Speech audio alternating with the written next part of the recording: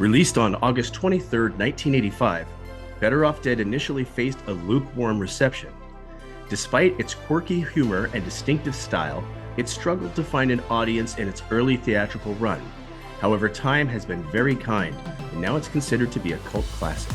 Director Savage Steve Holland's experimental style is a defining characteristic of Better Off Dead. The film is filled with surreal and absurdist comedic elements, including animated sequences, exaggerated characters, and unconventional plot devices. This unique approach, while initially divisive, has become a key reason for the film's lasting appeal. Better Off Dead centers on Lane Meyer, played by John Cusack, a teenager devastated after his girlfriend Beth dumps him for a preppy ski racer. Lane's subsequent suicide attempts, though dark in premise, are portrayed through a lens of absurdist humor. As he navigates heartbreak and teen angst, he encounters a colorful cast of characters, including a French foreign exchange student named Monique, played by Diane Franklin, who helps him regain his confidence. The film found its audience through home video and cable television. Its offbeat humor resonated with viewers who appreciated its unconventional storytelling. Word of mouth spread, and Better Off Dead gradually amassed a dedicated cult following. Man, that's a real shame when folks be throwing away a perfectly good white boy like that. This fan base celebrated its quotable dialogue and unique blend of dark humor and teen romance. The film is full of hilarious and memorable quotes, such as, "I want my $2! Have you any idea what the street value of this mountain is?" Beth, you were standing with Oscar. Is he your main wiener man? Yeah, I'm real sorry your mom blew up, Ricky. It's got raisins in it. You like raisins? The performances of the cast contributed significantly to the film's success.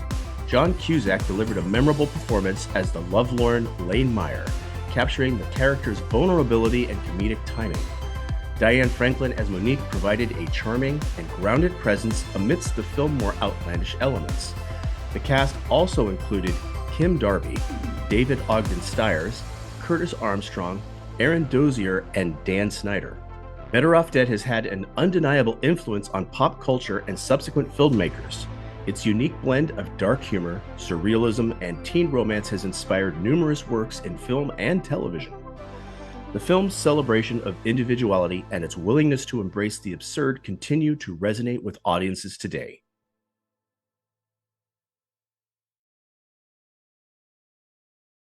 It's real aardvark fur. Welcome to Popped, where we talk about our favorite films of all time. And we have a special guest coming here tonight that is just lighting this place on fire already. So, put your booties on. It's going to be fun. I have with me my co-host, Eric. Say hello, Eric. Good evening, everybody. Welcome to our show. Glad to have everybody here and very excited for tonight's episode. As am I, because we have a special treat. We have a guest host tonight, not just somebody we're calling in to interview. I kind of felt after reading the emails back and forth that would have been a little awkward, especially with as personable and as friendly as the communications were. So I thought, hey, why not a guest host? And it's for none other. If you'll remember, our very, very first episode was on one of my favorite films of all time, Better Off Dead, 1985. And we had the lovely Diane Franklin on that show. And she was amazing. Not too long later, I sort of suckered Curtis Armstrong into coming on the show. I'll talk about that in a little bit. But tonight, we were very fortunate to get a hold of the actual director of Better Off Dead, Savage Steve Holland. Welcome, Savage. Hi, guys.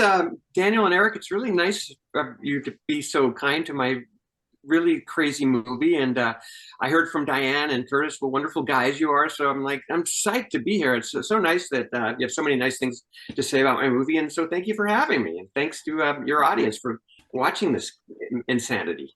Yeah, all 5 of them will be totally stoked. So I was going to say.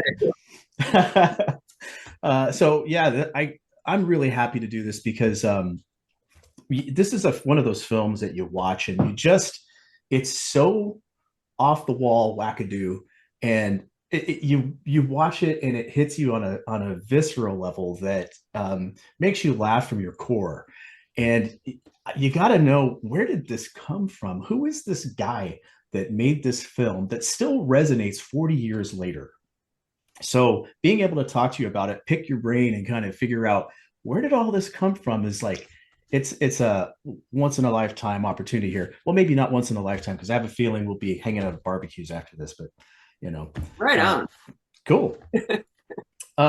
So normally Eric and I do this big lead up, but we're not going to do that tonight. We're going to kind of just jump right into things, and we're going to go into our popped mail segment, which is going right now.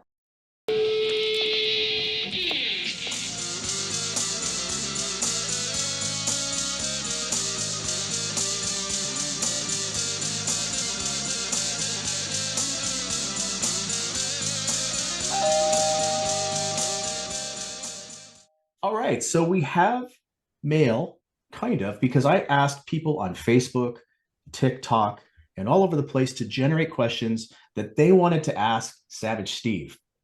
And I was surprised. I got quite a few questions from people. So Eric and I are going to trade off here and ask Steve some of these questions. This will be mostly just us asking a question and him kind of answering it. But hey, maybe we'll generate some discussion. Who knows? So I'm going to start off here with Jamie and Derek Wade from Phoenix, Arizona. Hi, guys. They say, hi, Steve. We are huge Better Off Dead fans and also MASH fans. So we're curious how you got David Ogden Stiers to play the dad and who else was considered. On that same note, same questions about Kim Darby. Okay, this is like the best question. I can't even believe that they asked this, because this is one of the craziest stories you're ever going to hear. No, it's not that crazy, but I had this casting lady named Caro Jones, and she did the Karate Kid, and I think she did Rocky possibly. I just know she was like the biggest, like I had the tiniest movie of all time that anybody was making at the time, and then she had worked on like these amazing movies, and she had this thing for the dad that, this is going to sound a little bit crazy, but it kind of spins out and makes sense eventually. But she really wanted Bob Barker of Let's Make a Deal. Yeah, and so she was hooked on that, and I couldn't figure out if it's like a friend, and she said like, oh, you're not always going to be like a game show host. I'm going to get you into acting and stuff, and maybe since this was a low budget movie and I'm like a little idiot, like and the thing was, he was great. He didn't read for it or anything, but it just thought for my first movie that that was kind of too much of a challenge for me to like try to pull that off. And of course, he was in Adam Sandler's movie and Happy Gilmore, and he was hilarious, but he's playing himself. But I just was too scared to take that challenge at that time, And so when David Ogden Stiers came in, he's very much actually like my dad, and everything's really autobiographical. And I have some other stories about David, but he's very, very intense in a way, but very, very funny. Like he's very much what that character is in real life. And that's how he showed up. It was like, Caro really wanted Bob Barker, and then as soon as I met David Ogden Stiers, I was like, "This is my dad. I mean, this is perfect." And so that's how that happened. I'm sorry. Oh, and then Kim Darby was a really wild card thing, because that was not the way I saw my mom at all. I mean, the mom, Lane's mom, Jenny Meyer.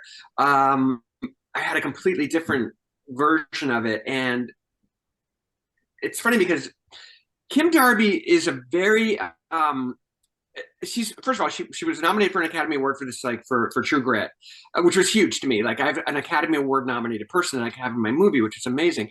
But she's really like pretty brilliant on being a little bit kooky. Like the mom, like I said, wasn't the way I saw it.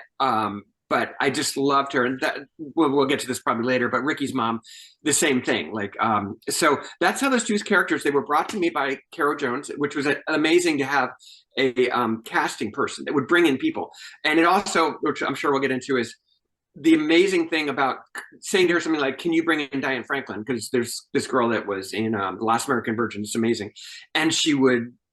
Then all of a sudden Diane's in the room. You're just like going, this is nuts. And then I have a whole bunch of Curtis stories for you. But that's what it was. It was Bob Barker was almost the dad, because Caro was really pushing for it, and I felt bullied a little bit, but not in a bad way. Like I loved her and she was great, but she was like, I know this guy is going to be the best actor ever, and for this movie. And I said, I think I want David Ogden Stiers.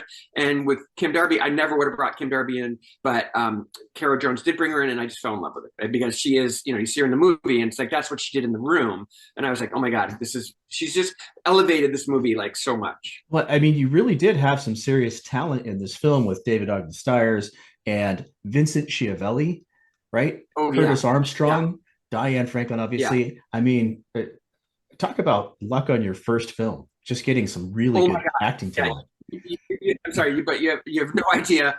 I did this thing that is really terrible, where I completely obsessed about a couple things, but one was Curtis Armstrong. I had seen him in Risky Business, of course, and I thought he stole that movie. I thought he was the best part of that movie, and as soon as I saw that movie and I got the green light on my movie, I'm like, I have to have Curtis Armstrong to play Charles DeMar. I basically made him the cornerstone of this movie, and I said to myself, and in a way I had John, I think at that point, because of, we had to have a leading man before we started casting other people. And, but Curtis was my cornerstone. And if I went nuts trying to find him, but he was up in Canada doing Clan of the Cave Bear, which was like really filmed in like a cave and somewhere, and I couldn't even get through to him.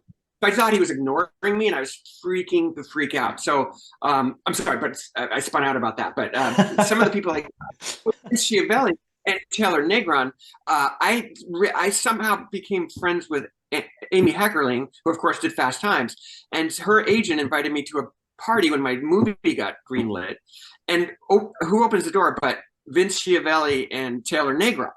Wow. And I just ended up talking to them, and I'm like, I got it. It was basically, I really made that scene to work with Vince Schiavelli because he was perfect for that kind of weird teacher thing. And in a way, I think it's just, I look back on it now, and when I watch Fast Times, I'm like, well, wait, he was a teacher in that too, but I didn't think about that. But he was just so cool. I just absolutely loved him, and I loved him in Cuckoo's Nest. Like, oh my God, he was, and he got to take out Beth.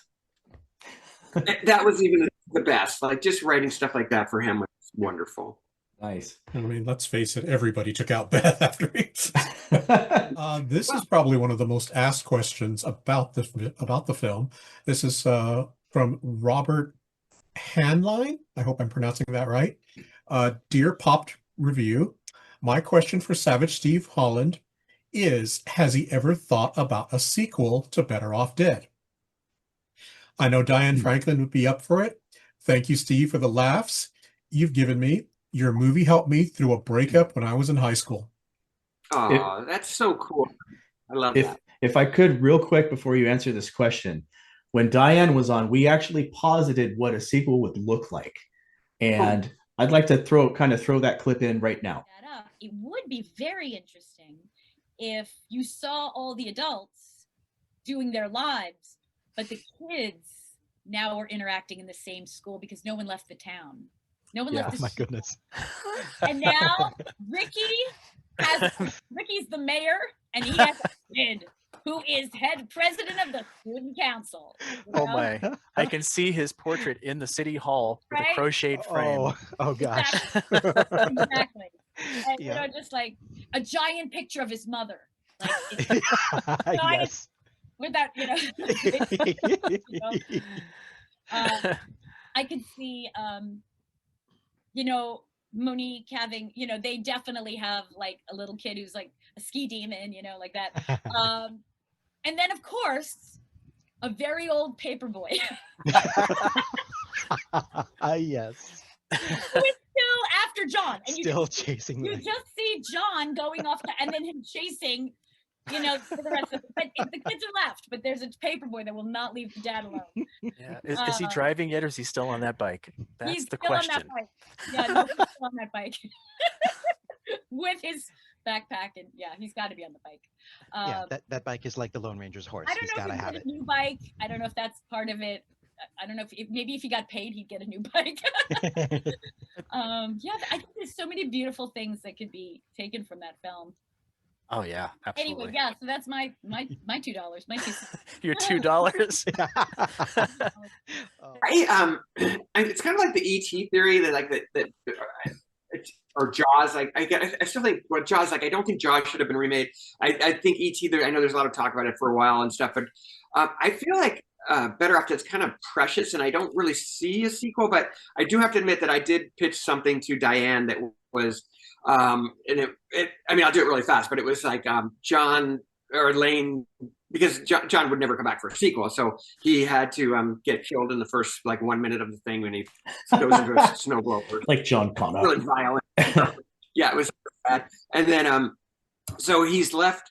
At that point, they've had a happy life. He's married to Diane, and then John has this terrible accident, and then so somebody's coming to buy the mountain. They bought Brody Mountain, and this rich developer shows up, and of course it's probably, I think at that point it was probably Roy Stalin, and then there was nobody that could help her because Lane was eaten by a snowblower, and the person that shows up is Ricky Smith, and so she has to kind of join forces with Ricky to save themselves from this rich jerk who's, of course, Aaron Dozier. Does that make any sense? Yeah, it makes sense. Absolutely. Yeah.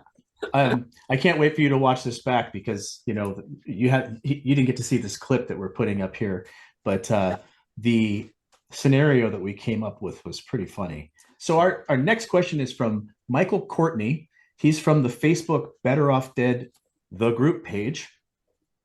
I think what draws people to Better Off Dead is that it uses such quirky comedy to explore heavy philosophical themes of sometimes feeling like we'd be better off dead, heroically striving for success instead. And yet the absurdity of it all is the best part. What inspirations, other movies, literature, or philosophy does Holland draw from for the film's many themes, as well as his offbeat sense of humor? What parts are autobiographical or draw from real characters or stories? Now, this is interesting because we had this question kind of asked a couple times.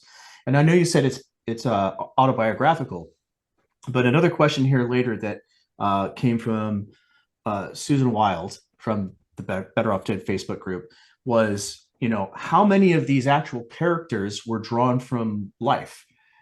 We know a couple of them are, and we've heard some of the stories before, but is everybody or percentage-wise, what would you say? And who was drawn from life and why?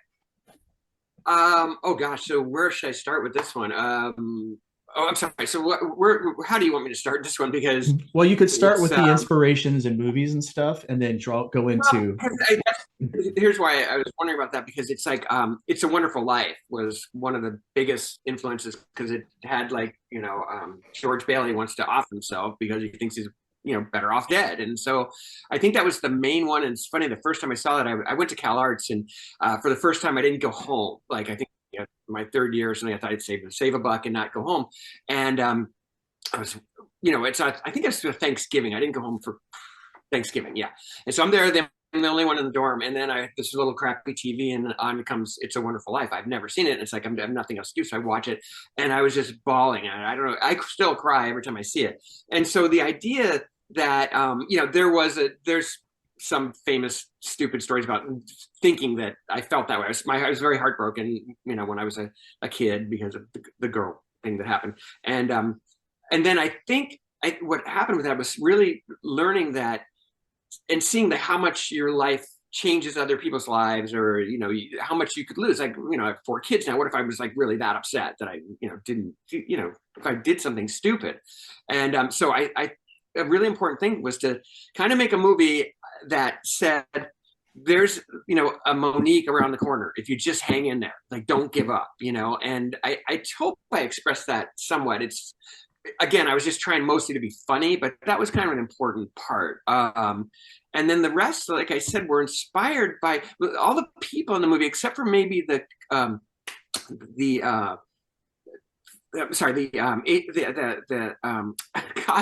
Cosell. I don't know how to say Cosell driver guys. Right. Were made up, I just wanted to have Howard Cosell in this movie for some reason. I don't know why. I loved Howard Cosell back in the day. Wow. I just loved him on Monday Night Football. It's funny, yeah. And then everybody else was a twisted version of somebody from my life. Like the Paperboy's real. Like there was really a psychotic. He wasn't that bad. He didn't try to kill me or anything really like that. But he was a kid. home from school, and he would come to the door and he would say, like, it probably was $5, but I thought $2 was funnier. And he would say, like, your mom owes me $5. I'm like, well, I just got home from school. I don't have $5. And he would go across the street and sit on the lawn and stare at the house, waiting for me to leave or my mom. And it was really creepy but kind of funny. And so I wrote a little thing about him in high school, and I put all these dumb stories together of all these characters, basically. And I kind of made that my portfolio when I was trying to get into California Institute of the Arts. And so I had a book, and one story was the Johnny Gasparini Paperboy. And so, then I made up the guy, because I did have a Camaro.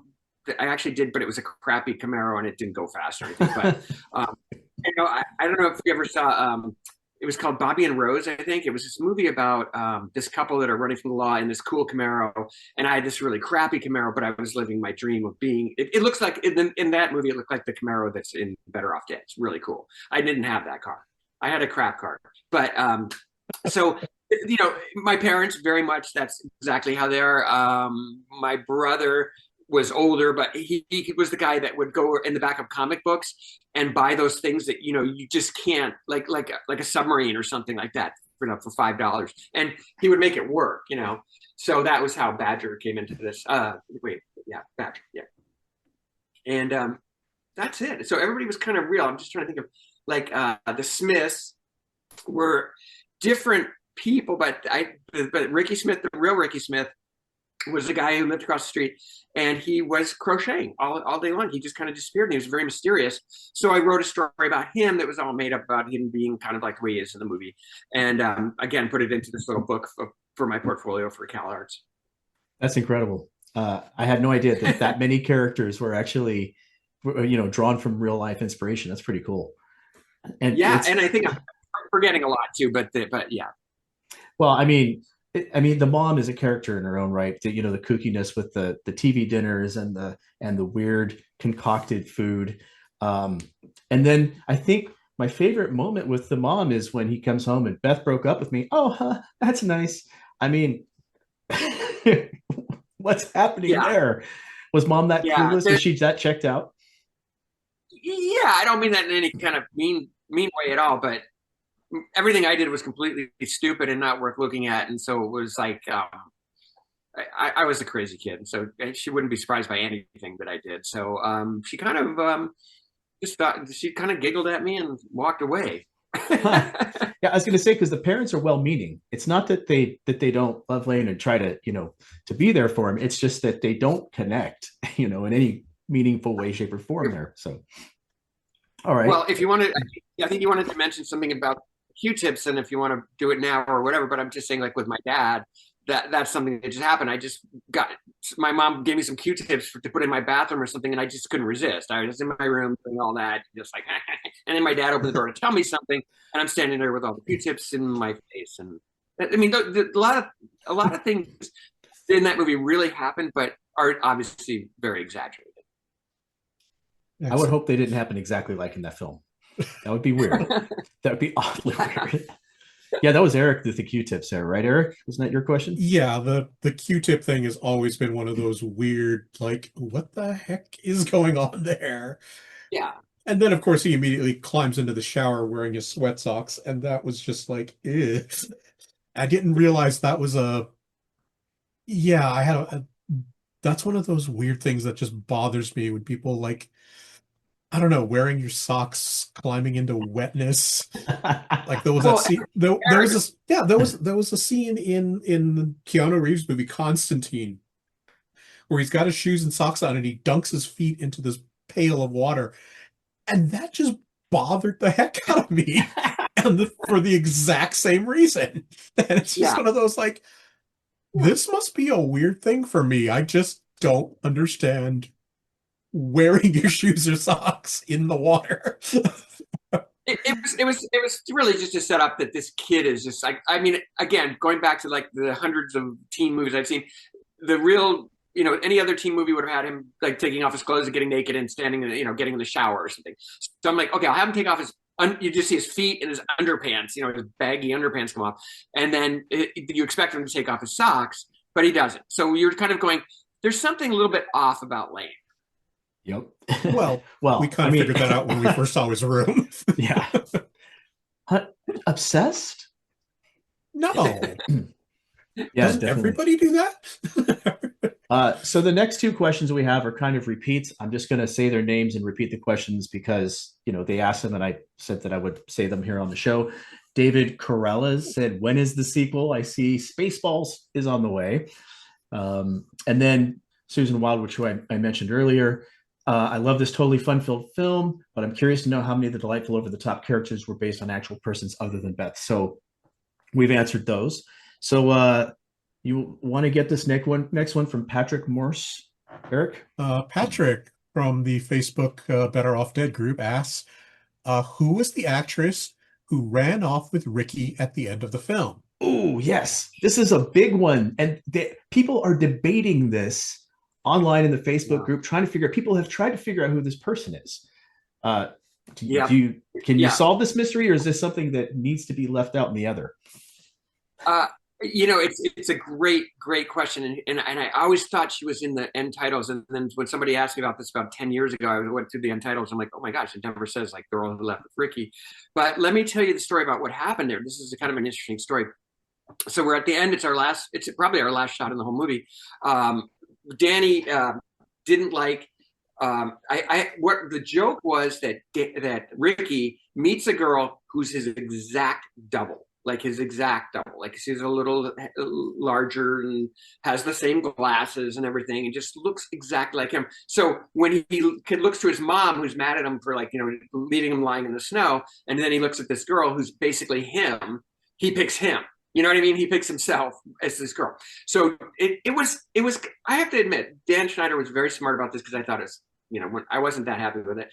And he said, why can't Ricky, win, like to get a real cute girl and stuff? And so I said, well, okay, I didn't cast anybody like that, but we did have like a lot of extras, and we just saw one kind of sweet looking girl. And so we just asked her if I think we got a retainer for her for some reason. And so she came over, she did a great job. And it's funny because you look at that last scene where they're walking off into the sunset, but she really did. Like, I never saw her again.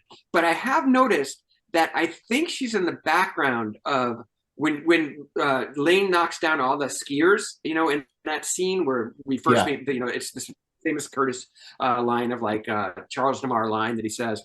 I've seen a still photo of that, of maybe of the guys, I'm sorry, it's either behind Roy Stalin.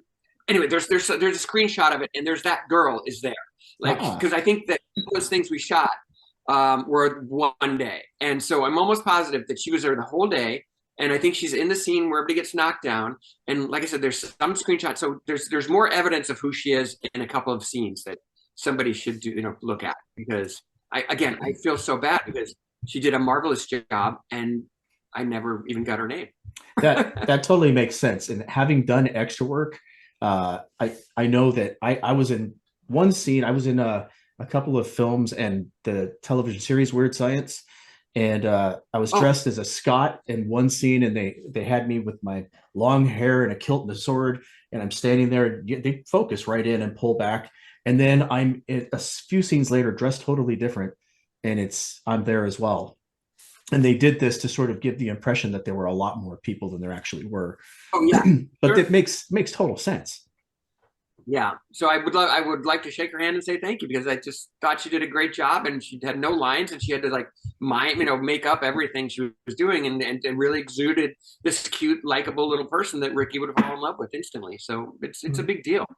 Well, Ricky's girlfriend, if you're out there, I know you're watching. So give us a message here. We're at poppedreview@gmail.com. Send us a message. Let us know who you are, and we'll let Savage Steve know, and we'll reunite this happy little family. Oh, that'd be so cool. And so I want to thank you personally from the bottom of my heart. You saved the movie, because like I said, we were running out of daylight and couldn't figure out. And Danny playing Ricky was really, like, he was upset. Like, he didn't think that was a funny joke at all. And that was the first time, like, with him that I was like, wow, he really doesn't want to do this. And so she solved the problem for me, and I'm very grateful. It was actually a good decision on his part, I think. Yeah, definitely. Ricky gets a little win. let's see. The next question I got here is from Aaron Conder, also from the Facebook Better Off Dead group. This is a very prolific group, by the way. I believe Diane has something to do with this Facebook group being so big. But let's see. I've been wondering if Savage Steve has soundtracks for Better Off Dead and another of his films, One Crazy Summer.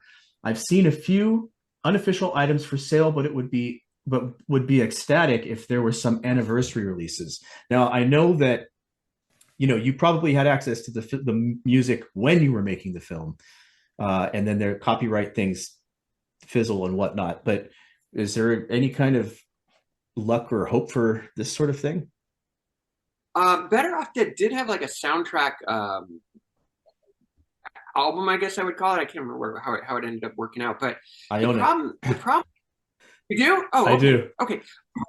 Because that was the only thing, and I think Terry Nunn of Berlin or Terry Nunn. I'm sorry, I'm going to screw this up, but they had some E.G. Daily, heard a couple songs, but they couldn't put.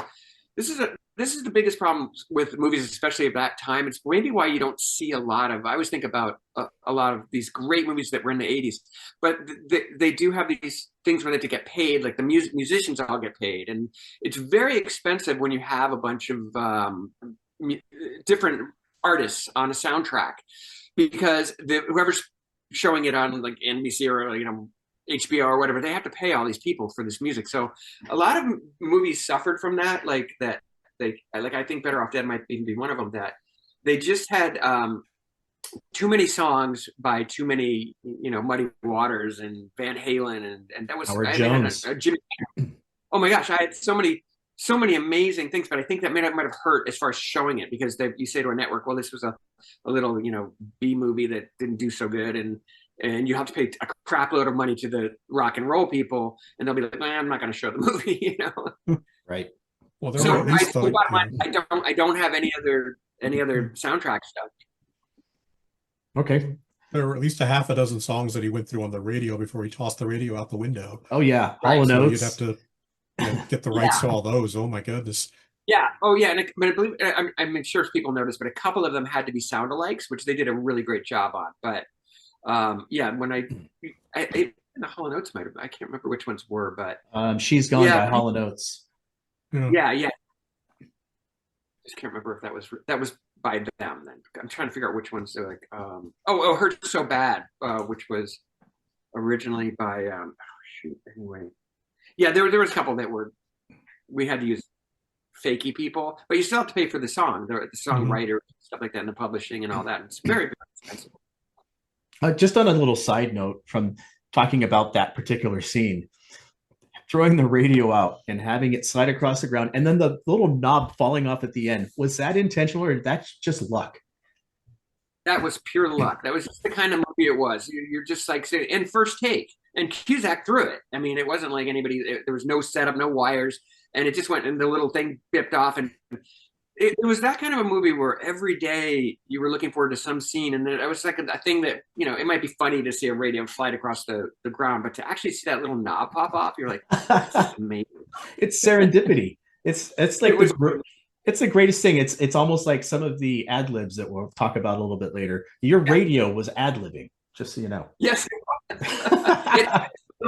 It added the little bonus thing. And it's funny because that's one of the things that changed my way of, when I became like a kid movie director, you always look for that little button. I was always looking for the little radio button to fall off. If there's a joke and I've got a punchline, what's the little radio knob going to be? And you're like, you got to find something. Yeah, that's freaking brilliant, man. So I'm going to go back here to Eric and ask him to do the last question we have, because I got this one off of TikTok. I've been trying to get out of my little Gen X corner and, experiment with these other social media platforms, places where most of us feel extremely uncomfortable, but been making it work on TikTok. And this guy sent me this question for you. So go ahead, Eric. Derek from Milford, New Hampshire asks, I'd love to know why he chose. Why? I think it's a Y, but it's spelled wrong. I'd love to know why he chose the 1967 Camaro. I totally fell in love with that generation of car. I think you kind of talked about this. And by the Yes. way, Derek, it's not your fault for the misspelling. It's mine because I was transferring it to this page and I did something weird. But anyway, go ahead. Camaro, 67. Okay. Now this is a kind of cool, weird story. I turned 16. I got my license. This is all it's funny because this all went in the movie. My mom and dad had a station wagon. It was like the family truckster from vacation. It was just this piece of crap. But that was the only car I wanted to drive.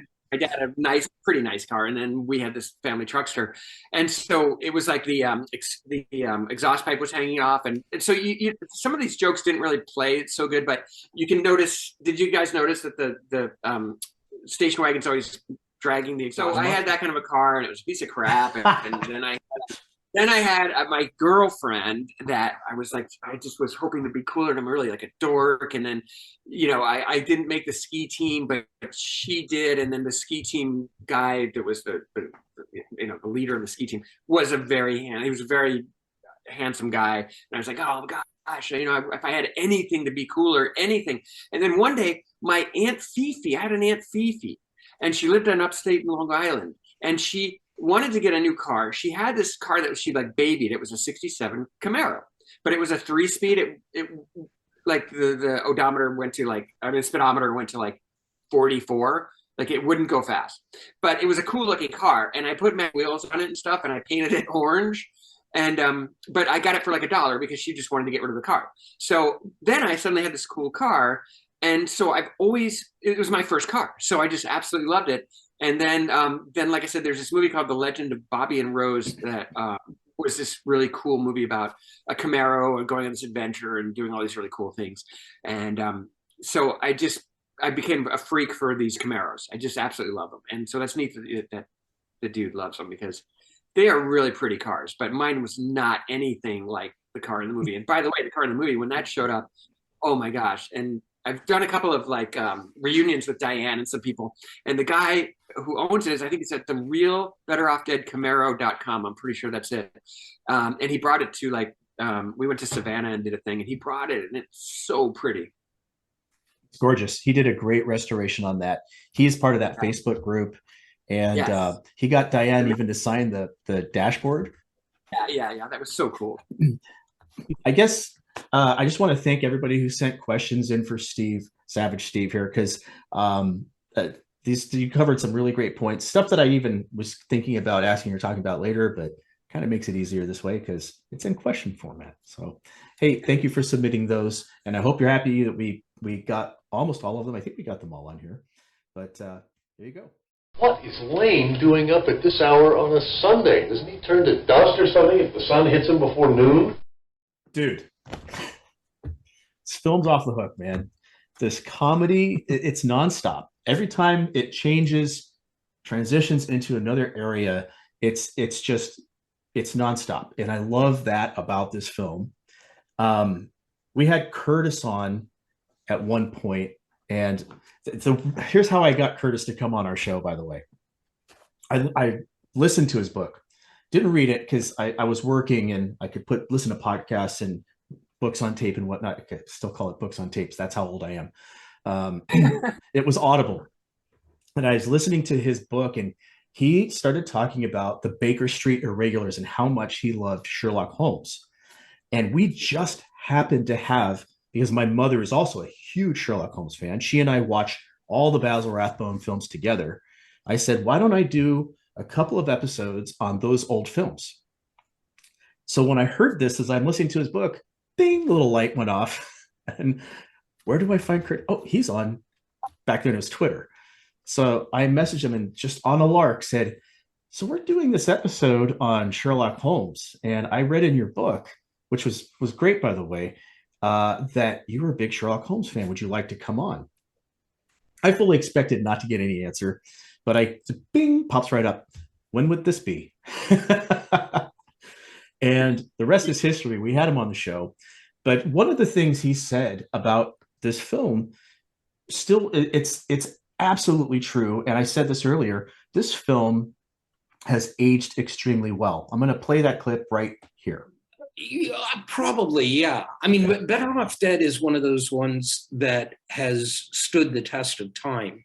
So there are people, almost not quite my generation, because I was pretty old when I made it.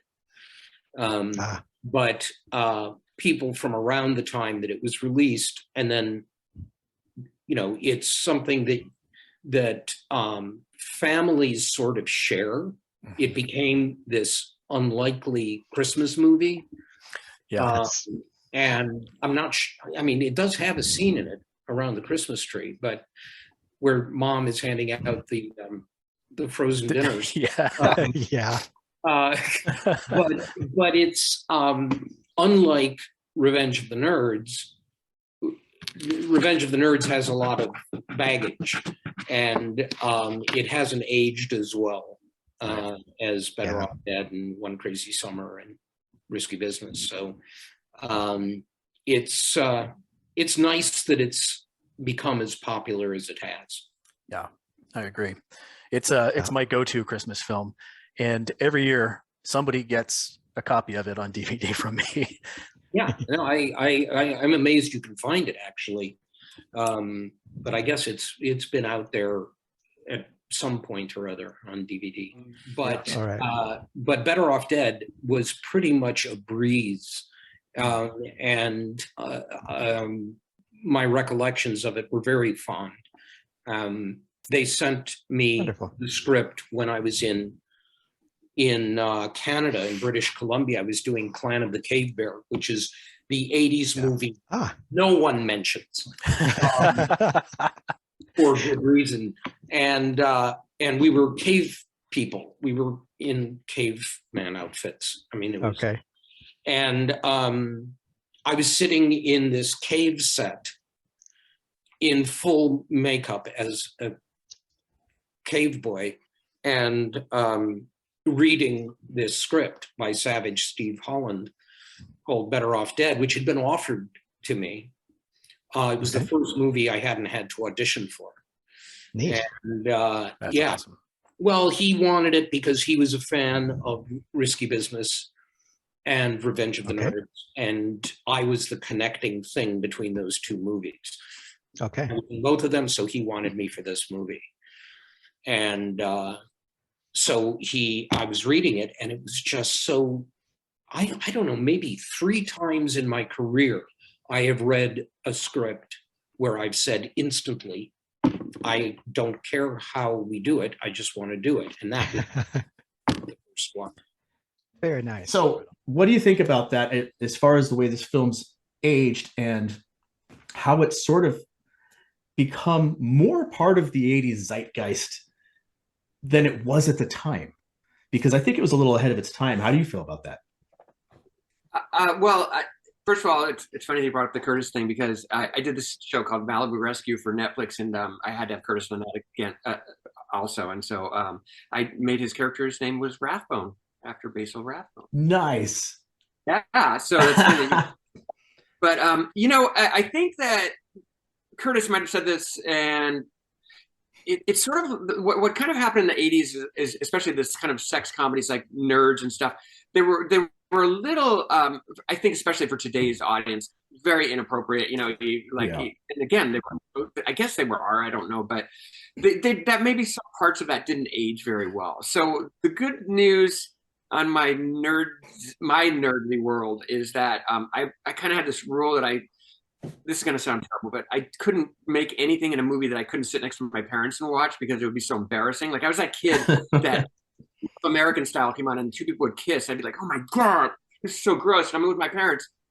So I knew my parents were going to see my movie and stuff. So I tried to keep it sort of clean, and that sounds so lame to say it's clean, but it kind of, that did kind of help though. It made the jokes are very cartoony. They're very Wile E. Coyote in some ways, and just completely silly.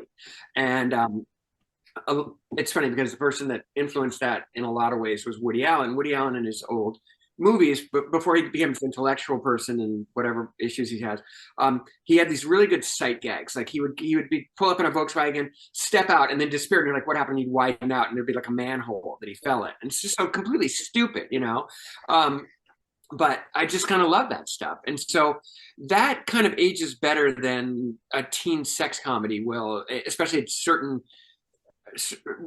like a 60s. I'm trying to think of like the difference between a 60s sex comedy versus an 80s sex comedy. And it was always how much further you can push things. And then society kind of went back the other way, that it's uncomfortable to do some of the things that, were done in Nerds or Porky's or whatever. You couldn't really do that anymore. So by putting that, I think that really helped by just doing dumb jokes. I think that kind of brought people back to my movie, which I'm very, very grateful for. It's funny that you say dumb jokes, because to me, it felt like you were reaching out to people with things that you found humorous. I didn't find them dumb, but I will say that the other films played down to people.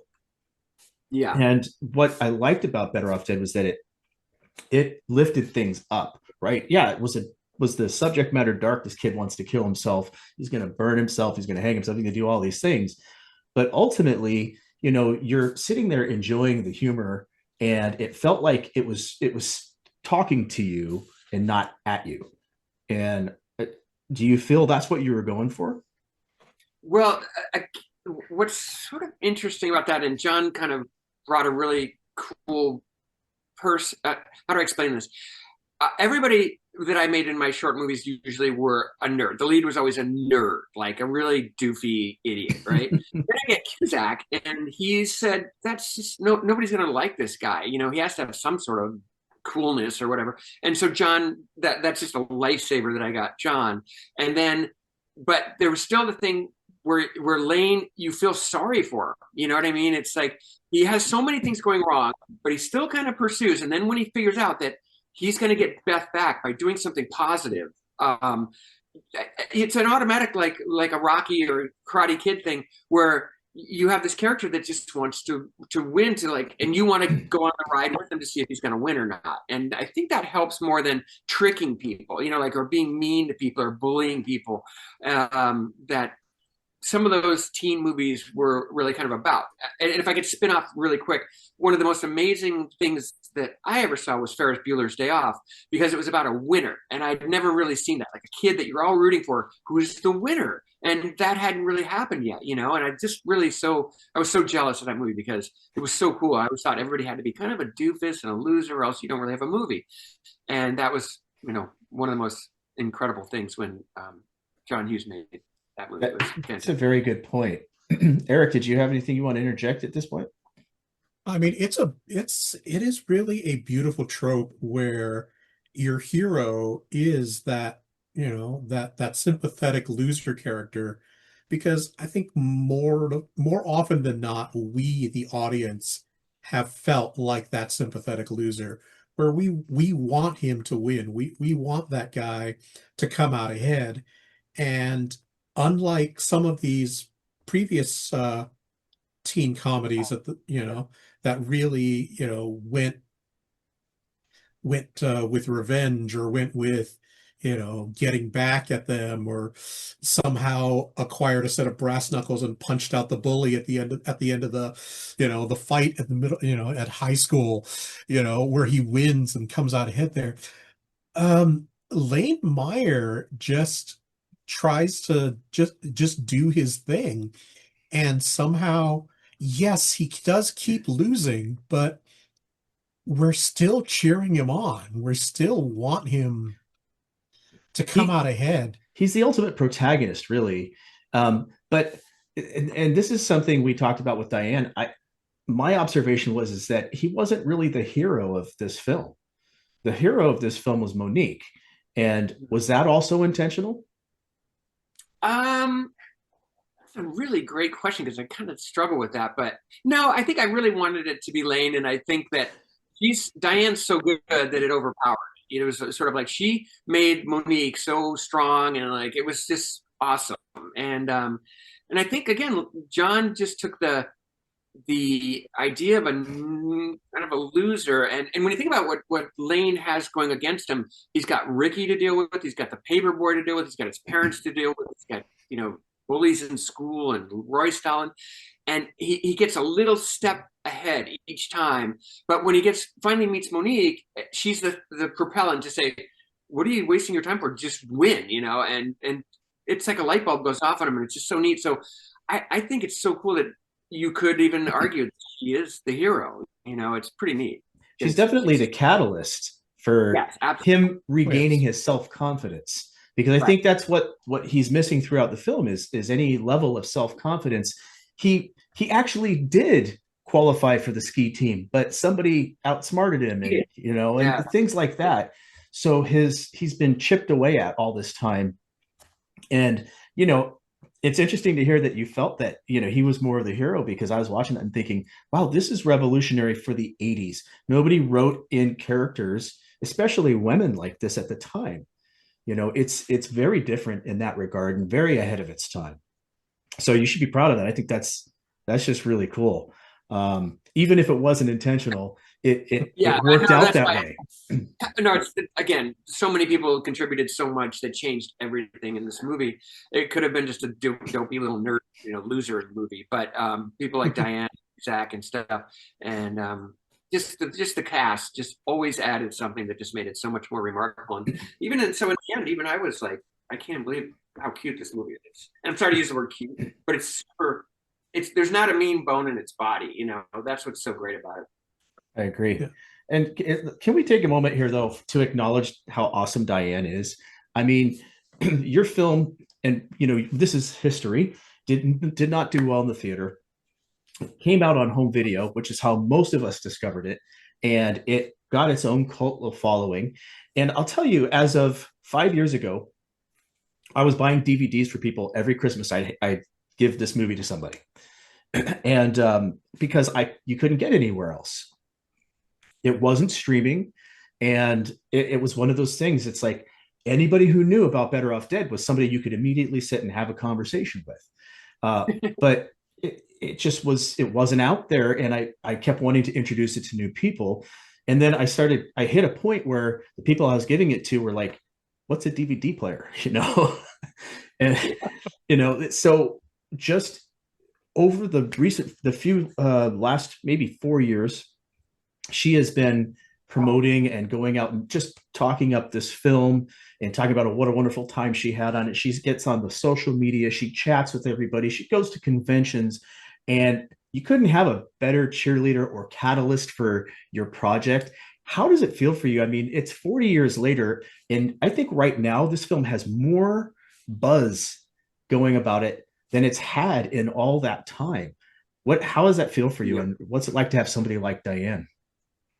Well, it's amazing because I think I call Diane the ultimate ambassador of Better Off Dead. Like, she just is. No one talks about it and makes it more joyous to be around, you know, this movie than she does, because she's the biggest cheerleader. Because to her, especially, I think over time, she's learned that it's just a charming movie that she got to like you just said. I think she might be the lead in it, you know, and that wasn't how it was supposed to be. So that's pretty neat. And when I went to find these actors way back when, and I had Diane, Amanda, and E.G. Daly, and they were my three favorites. One of them was going to be Monique, and Diane was just so unique that she was a perfect Monique. And so the fact that she's a really good friend of mine now, like really like almost family, and that this person that I just couldn't believe I was even meeting is like, you know, going out on all these things for the movie and supporting it 40 years later.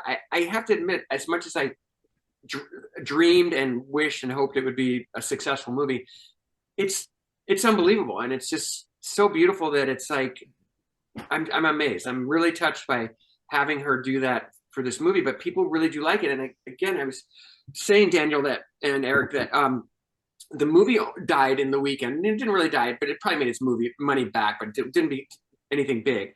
And then it went on and it started showing on HBO, and then it started showing in Blockbuster, and then it started, you know, then there's more cable channels where this cheap movie that's already paid off, you know, is playing. So it's weird. It did become to have a bigger life years later, whereas the people that were in movies, I mean, the movies that were surrounding me back then have sort of gone down. Better Off Dead's kind of come up, and it's an amazing, wonderful thing. I couldn't agree more. Man. You said something about tropes earlier, and kind of wanted to talk about one of the tropes that Yeah, I was watching it with a friend last night. He saw it for the first time. And by the way, he wants that aardvark suit, just saying. But that's Yeah. hey Joe, that one was for you. Anyway, um where was I going with that? Aardvark suit. No, that wasn't where I was going with it. But Okay. did I just senioritis there? So yeah, go ahead. No, I do that all the time. Don't worry about it because I know you're going to remember it if I just tell you this. Do you know the story about the aardvark suit? The best thing that happened in the movie with the aardvark suit is when he sees the neighbor, that's cutting grass and he's got cutting the plants and he's got. That's an in my Did you catch that? Yes. Go ahead. Yeah. Oh, that's funny. Do you want me to wait, or do you want me to tell you who that is and what's going on there? I know who it is, and that was part of my Did You Catch That thing because it's really cool. Yeah, it's really freaking cool. Again, it was like we were talking about the knob on the radio. I had David August Tires in the suit in the garage door breaks down perfectly. I don't know if you've ever noticed the garage door when it closes. For some reason, it's like Kim gives this great reaction, and then all of a sudden the second part of the garage falls. And none of it was timed. It just happened perfectly. But yeah, the suit thing was sort of like I needed that button. It was like, the garage was broken and he's wearing this stupid suit. But I'm like, what if someone saw him in that stupid suit? And the person who sees him should be the person in the beginning. So we kind of had to, what do you call it, reverse engineer. Well, it's Izzy, my cameraman. He's got the best look of all time, and he loved doing that part. But we had to do this idea that if we were going to have him in the Christmas thing, like seeing the guy in the aardvark suit, and he's wearing the aardvark suit, we had to put him in to the beginning of the movie when the garage door breaks and the neighbor comes over and notices David in the garage door breaking. So that kind of changed things and made the movie fantastic. I mean, that whole aardvark suit. Wasn't he there when they backed the car out of the garage too? No, when he broke through. Yeah, was he not there for that? Yeah, he's at the end of that. Yeah, that's how it happens. Lane blasts through the garage; it's all broken. Because the mom is saying, "Come look at the garage; it's all fixed." Or I'm sorry, David's saying to Kim Darby, "Let's go see the garage because it's all fixed." And she, "Oh, it's a Christmas miracle." And then Lane backs out, crashes through, and then the parents are amazed that this stupid thing just happened. And then they look over and there's another guy in an aardvark suit, the neighbor. Just perfect. What did you just take the suit and put it on him as well? That's the funniest part. Yeah. I was like, if only we had a second suit, this would be the funniest joke. And someone said, "Why don't we just put this one on him and just cut to him?" Yeah, that's movie magic, man. Totally. Comprehensive search on Amazon was unable to find the aardvark suit. I was going to have one made for when we first started this podcast. My co-host was a good friend that I gamed with, and I asked him to come on the show. And the first thing we did was Better Off Dead, and we had this big conversation about the aardvark fursuit, and I was threatening him with getting him one for Christmas. Oh, and man, somebody should make one. I really think I've been talking to my girlfriend about doing that. I've got a story about her later, but anyway, I'm not going to remember what it was. It had something to do with the way it was connecting with audiences today, but I don't want to overwhelm this too and not let Eric get a chance to be part of this discussion. So Eric, jump in, buddy. What do you got? I'm just fascinated with the conversation on this. I discovered this movie when I was in college, so it's probably like 10 years after it released. My friend had it on a VHS cassette that we just watched the hell out of over and over again. And when we started to get into this point where we would just be quoting that movie to each other and just reciting lines as just dialogue of conversation during our day. And it really just became part of our lives that way. But it startles me how small a film it was in terms of popularity, because it was such an amazing film to us and we loved it so much. And then I see people nowadays, they're just like, "I've never heard of this movie. What is this movie?" And it's just, and I watch a lot of reactors on YouTube, and they're watching movies for the first time, and this is one of those highly recommended movies that most of these reactors have never seen or heard of. I mean, granted, most of them are in their 20s, so they're, it's twice their age, and they're not, they're not up to speed on that. And they're always startled, and they love it.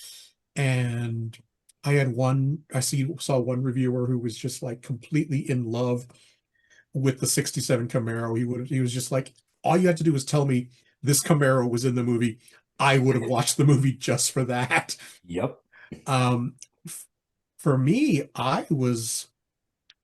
this was the redeeming film for Diane for me, because up until that point, I was still mad as hell at her for The Last American Virgin.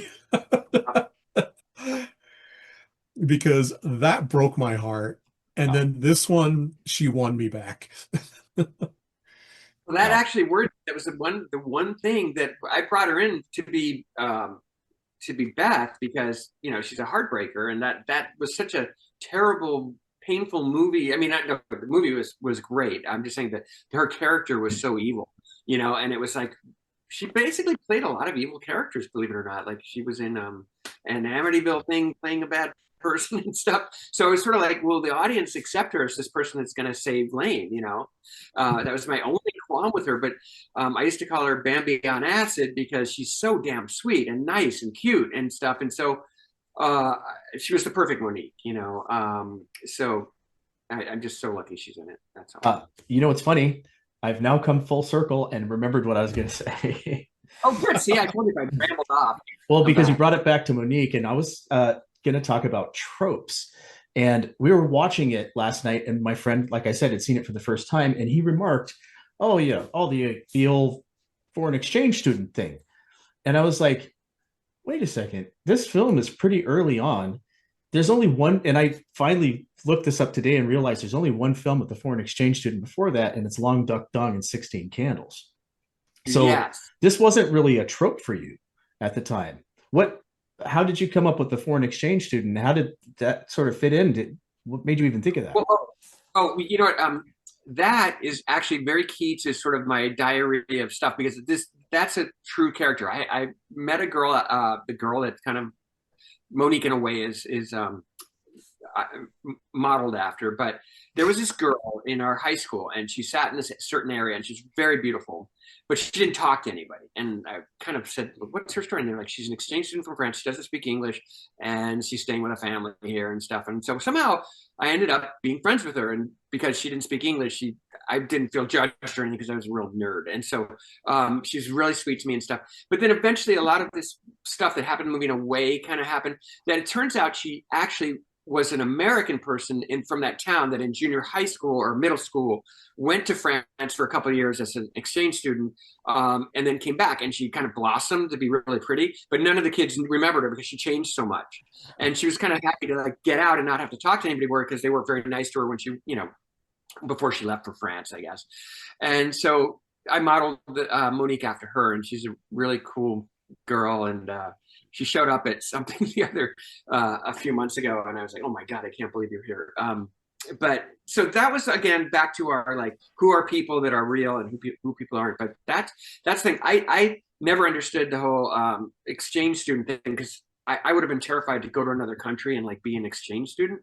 So I was always like fascinated by people that did that. And sometimes they'd say, "Oh, that kid over there, he's from, Guatemala or something." And I'd be like, "Oh my God, I never knew that." And so the whole idea of it, I thought, was such a unique thing, exchange students, that I kind of went nuts with it. And then I did it with the Camaro guys too.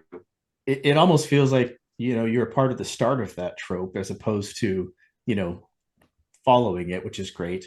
I mean, just the less you spoke, the happier you would be. It's just like one of the best lines that totally it encapsulates her character, which is really good. I mean, a lot of these lines that are just one-offers that I think of all the time, and I say a lot of these lines out of the blue, out of nowhere.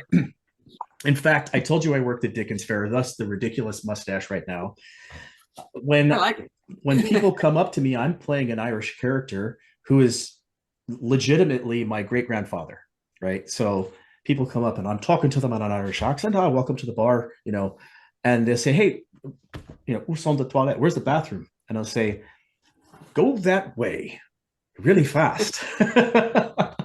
So, I mean, I use the lines all the time. So I don't know. I guess that makes me a pretty big dork too, but there you go. No, I'll share a dirty little secret about this whole thing is I really, this being my first script, I made some short films that people would offer me movies, and I would open up a script and it would just be dialogue and pages of like supposedly brilliant stuff.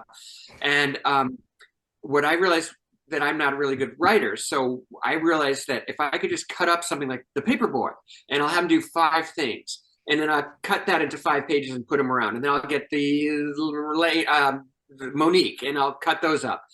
I realized that the movie is actually kind of a little bit redundant on stuff. Like I want my $2 or, things like that are repeated a lot because I couldn't write dialogue. So I kind of got the funniest one-off loud jokey things I could do.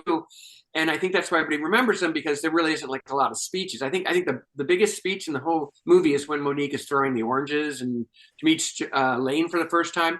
Otherwise, it's really just people yelling stuff. Tentacles. Right off. Yeah. Here's an interesting thing that I noticed, and this is going to kind of pull us out of just Better Off Dead, but you did 2 other films, One Crazy Summer and How I Got Into College. How I Got Into College wasn't really yours. You just kind of took over as director. Is that right? Yes, sir. I had a great cast, though. I mean, it was a dream come true, but I knew that was it for me. I was going to film jail after that. I knew that was going to make it. But I'll tell you what, I mean, Anthony Edwards and Charles Rocket and Nora Dunn and Phil Hartman, it was like the coolest people. It's really a great cast.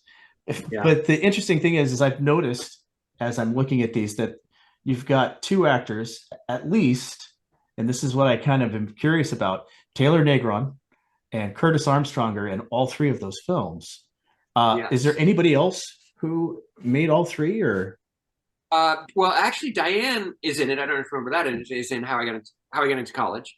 She's not in One Crazy Summer though, right? She was. She was. Yeah, in the end of the movie, it was Hoops McCann got into Rhode Island School of Design, and it's a happy ending, and someone holds the door for him as he walks in, and it's Diane. Oh, no kidding! But wow, it got cut out. Oh well, that's why you never saw it. Oh, you're pulling my leg, man. You got me there. It was for a long time the ending of the movie, and then we had to cut out like 10 minutes or something. So, oh wow, dang, that's cool. I like that. Other things that are really cool. We were talking about improvisation. Your radio improvised, and then I found out. I believe I found this out online. I also found out by reading this. Diane Franklin's book. By the way, if you're watching this and you want some really good behind the scenes stuff, this is it, filled with pictures from the cast members, stories from Savage Steve here. There is a moment that my girlfriend's German, by the way. She's a German citizen. I don't know if Better Off Dead influenced that or not, but anyway, she at first did not get this film at all. And this is a stupid movie you guys are watching, at first. She doesn't talk in an accent. I don't know why I did that. But anyway, yeah, she didn't get it. And on subsequent viewings, she started to start laughing at things. And now she's encouraging me to put it on, because I put it on every year right before Christmas. Just so you know this, there are some of us out there that feel that this definitely falls within the purview of Christmas films, especially if you're going to get away with some of the stuff you do on other Christmas films or that are not Christmas films. But anyway, I digress. The moment that she loves the most, and I have to concur with this, is apparently ad-libbed, and it's when Ricky comes running with that damn balloon out of the high school. Can you tell us about that? Yeah, it's kind of where you're going with this, because Dan would do these kind of things, like the nasal spray, for instance. I didn't tell him to do that, and he just added. Like, he walked by the door and went, and I was like, I can't believe, like, he didn't. It was just so great. And so, like, with the balloon, it was like maybe our last shot in Los Angeles before we went to Snowbird, so everybody was so happy and excited. And he was pretty good about just doing his job. He wasn't really trying crazy things, but he was always amazing us with his silliness. And then he did the balloon thing, which was, he kind of came up and he said, I'm going to do one more take. I'm going to do this thing, and you just got to let me do it, okay? And I'm like, sure, do it. And what he did with that balloon, and he let it go, and then he tried to jump as if he could catch it. I mean, we all died. There's a lot of scenes in that where the crew is really like, really dying laughing, but we're trying to hide it and stuff. Nice. But yeah, Did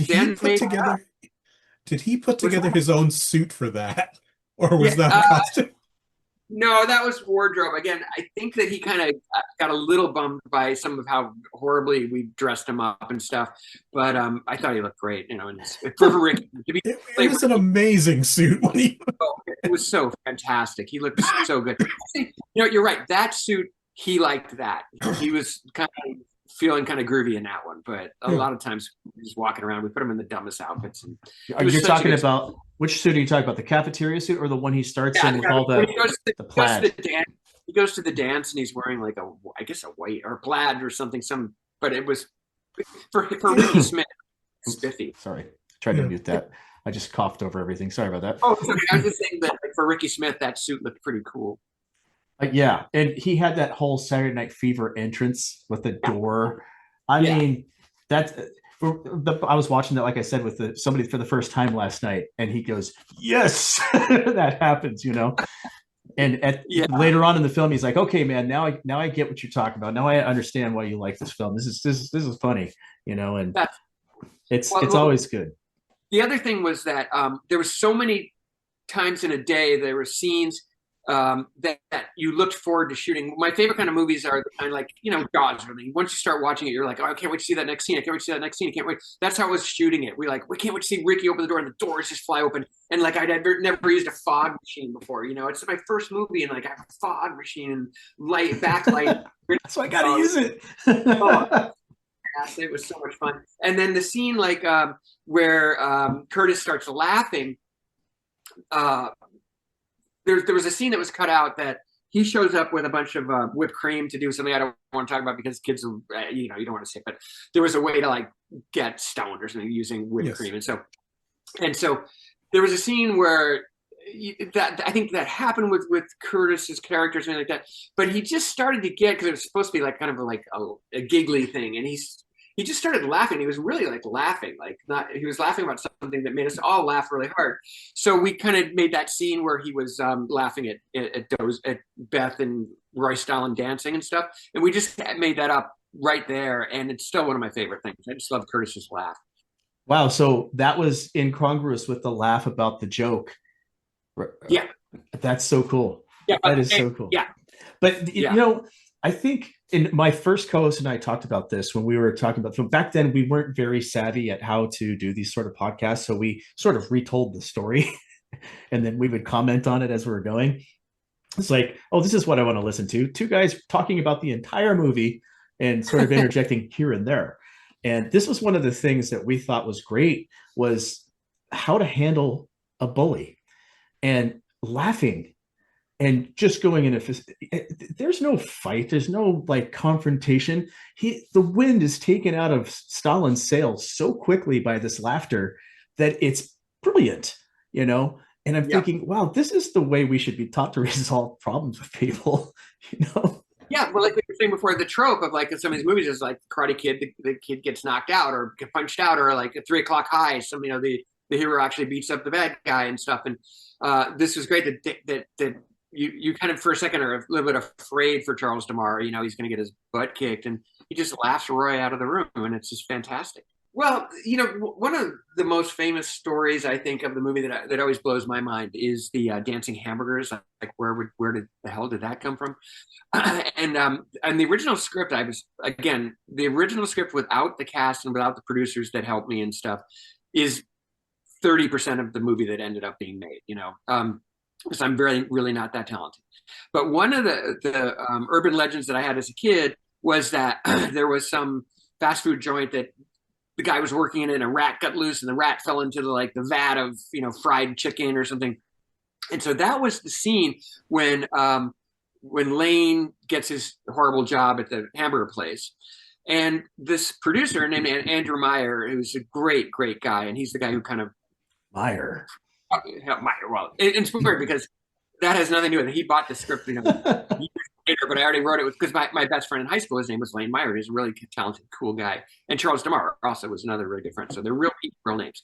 And so Andy said, this scene, this movie is so cute, and I always use the word cute. I don't mean to do that. It's kind of sweet and friendly, and like, and with a dark subject matter, And he said, this thing with the eating the rat, you want to rethink that? And I thought about it, and I said, it really is stupid, and it's not. I think the story was that some bully, like mean giant lady comes and insults somebody that wasn't even in the story, like insults Lane while he's working, and grabs the food that he just killed this rat accidentally, and so she eats it, screams. The end, it was a really horrible joke. And so I was driving back, going, God, I'm really, I got to come up with this thing in like a week. And I was just listening to some Van Halen stuff, and then I was thinking that one thing that this movie doesn't have, and another thing I've spun out about, is that I tried to do like a scene that would look like a Hitchcock scene or a horror movie scene, or I put animation in it, I put claymation in it, because the thing was, I didn't know if I was going to survive after this movie. So I wanted to make sure I did a little bit of everything in the movie so I could always have something for a resume. And so the one thing I didn't have was like a dance number. So I thought, I could have like a Busby Berkeley kind of dance number and stuff. So my fevered brain came up with this burgers, and they're dancing and doing all this, millions of fries coming down and stuff. We could only afford one burger playing guitar and stuff. So I got to Van Halen, and that was like my Curtis thing. Like I couldn't leave this one Everybody Wants Some song. It was the perfect song for this weird dreamy moment. And I had to track down the Van Halen guys, and the band had just broken up. And so it was like, oh my God. And they weren't speaking, and they all had to sign off on this music. And nobody knows, but I was already having the animation or the claymation being made to that song. And I didn't own it and stuff. So I was like, every day was like trying to find Curtis Armstrong. Like, they got to answer. And so, I don't know, it was one of those like last minute things when the burgers were being done and we're about to shoot that scene. And so we got it. So the burgers and the Van Halen thing were just because one producer said, your one joke is so stupid and not funny that, come up with something else. And the next day when I walked in and said, how about there's these hamburgers and they're dancing and it's Van Halen. He's like, okay, that's better. And the rest is history. And when we tested the movie, the number one thing was the dancing hamburger. And Warner Brothers hated it. And they were like, that's so out of character, so bizarre, it's so out of nowhere. It is out of left field, but, with his daydreaming, it sort of makes sense, Yeah. And you follow it up with, everything is a mess in this place. He is completely in another realm, which is great. Exactly. So they were going to cut it out, and I said, let's just test it. And it was the number one thing. People went nuts when that came on. It was great.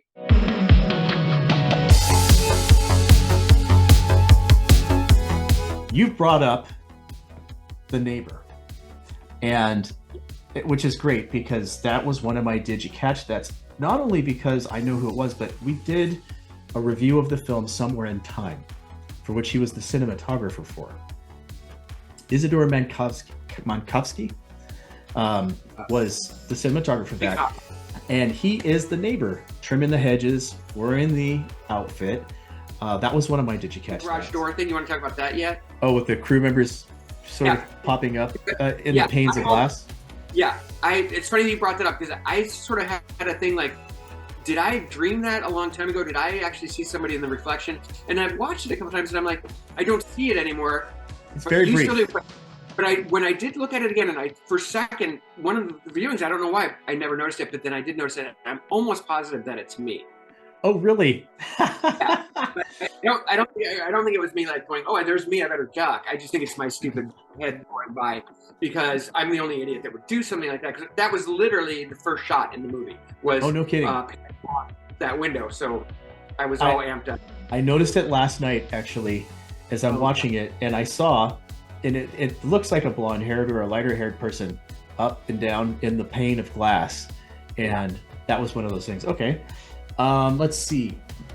So, and this one here, somebody else brought up in the Facebook group, which is why it didn't end up in the questions above. So, she had said, her name is Chandra Liming, and from the Better Off Dead Facebook group. I wonder if anyone else has made the observation that as soon as Beth gets with Stalin, that she no longer talks or really has a voice. I guess she does say one or two other things after that, but pretty much she stops talking. They dress alike and she loses most of her individuality. I didn't get the message when I was younger, but now it feels so profound. Okay, so was this an intentional thing? Oh gosh, I'm going to disappoint you so hard. I'm so glad it ended up being like that, and if it did, it's again on Amanda Wyss for like making that choice.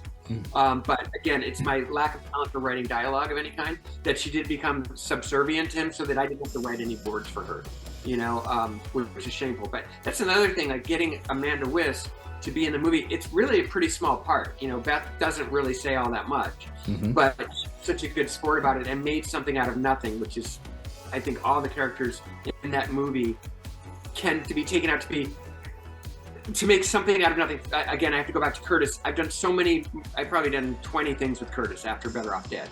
And it's always because there's one little part in a movie or a TV show I'm doing or a kid's show, and the character comes by and looks through the window or pops up in the window like I did or something. And I'm like, they bring in all these people for me to like read or something. And I'm like, why don't we just get Curtis Armstrong? I mean, he'll make something out of it. You know, he'll make something great. And I don't know if in the end that actually hurt, but I don't know if Curtis was driven crazy, because I would say, can you come in and do this little tiny weird thing? And he'd say, yeah, sure, I'll do it. But he always made it fantastic. And what always happened, which I don't know if was good or bad, because I don't know if Curtis was having fun or not, but people were always like, can we make this character like do another thing? You know, it's like they want more Curtis. So I think Amanda Wyss was the same way. Like she brought a lot to like a character that I think she was just too good to play, because she's so good. And she made something. You definitely needed that character, and she fit the character, especially with looks. I mean, you know, the girlfriend's supposed to be hot, and you know, he's supposed to be brokenhearted over it for all the wrong reasons, so it totally makes sense. Yeah.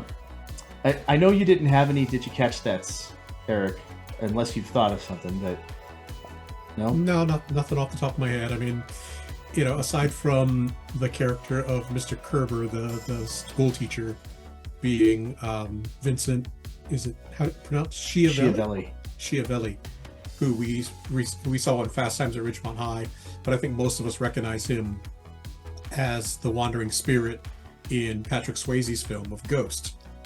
And he was always one of those, like, I know him from somewhere, and he makes that brief appearance, and then we never see him again.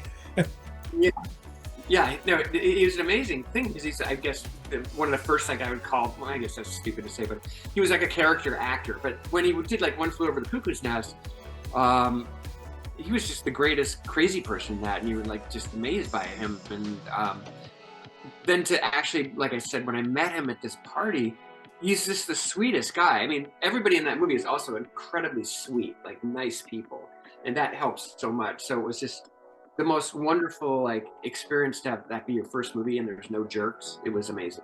That's pretty cool too. Yeah, definitely. Excellent. Is there now, Savage? Is there anything that you know that most people would not have caught watching this film? Can you think of anything that comes to mind?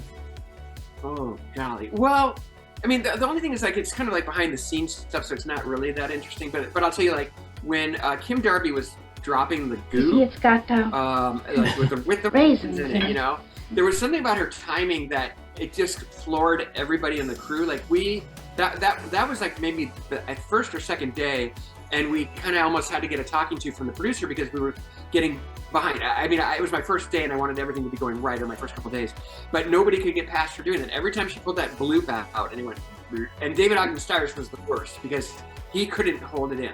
And so I shot that scene hiding under a dining room table because I couldn't look at her anymore. And so I'm sure if she had completed the scene or not, but at least I didn't laugh and ruin the take. So that was pretty cool. And then the other thing about that is the little goop that drives off, you know, that gloops off, which I also love that scene. But that was sort of a fail. Like if I did it again, the gloop was flat on the plate, you'll notice, and then then it was just, you know what it was? It was just a little wind-up car. It was like car. Oh, really? We just poured goop on it, and John hits the button that makes it go with that we put a raisin on. So he hits the. That's raisin. why he's poking it. Yes, and it goes, and it was such good timing because it kind of hops off, but it's just a little car. Wow, that is so cool. I would have paid money. I would have bet money that there was somebody off camera pulling that on a string. That's what I thought. Wow. It's a wind-up car, and I just thought that worked so good. And it bothered me in the edit because it goes from wide. Wide shot. It's like flat goop, and then you cut to it close, and it's like this potato basically. But it doesn't matter because you're in the moment, and it still makes me laugh and makes most people laugh. So it's great. I'll tell you what. I told you how many times I've seen this film. I can't count. Last night was the first time I noticed that. Oh, wow. You mean the goop getting big? Yeah.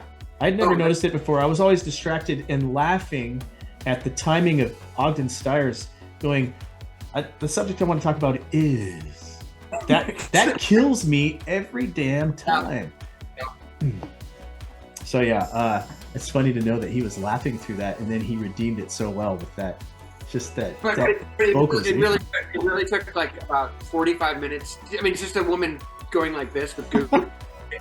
We spent 45 minutes because one of us would die, and it was just so funny. And like I said, it was my first 1 or 2 days, and I was like, I'm gonna get in trouble. We gotta be professional. We gotta get through this, but we just couldn't. And I think that the best timed joke is when Ricky's mom blows up, and Cusack says, "I'm real sorry your mom blew up, Ricky." And it's just that's a perfect edit. That one, it kills me every time. I love that. That is the perfect edit. They say she'll be all right as long as she doesn't eat spicy foods for a while. Yeah. That was great. It's an amazing delivery. Could have done without that. Now, it's really hard in a film like Better Off Dead to bring up something I could have done without, because really the way this film plays is that it's absurdist. So everything sort of works, whether or not it's intentionally supposed to work or not, which I think is great. It's the best thing ever. So could have done without that. And I think we talked about this beforehand, Savage, that you probably had more of these than we did. I'm not highly critical of this film in that regard, because to me it's just from my viewing as a viewer, this film's almost perfect. Now I know probably not everybody shares that opinion, but I feel that way. There is one thing that I could have done without, though, and it is the nitpickiest of nitpicky things that I could possibly bring up. But it is when Lane wins the race and he kisses Beth. And I was like, why? You know, why did that happen?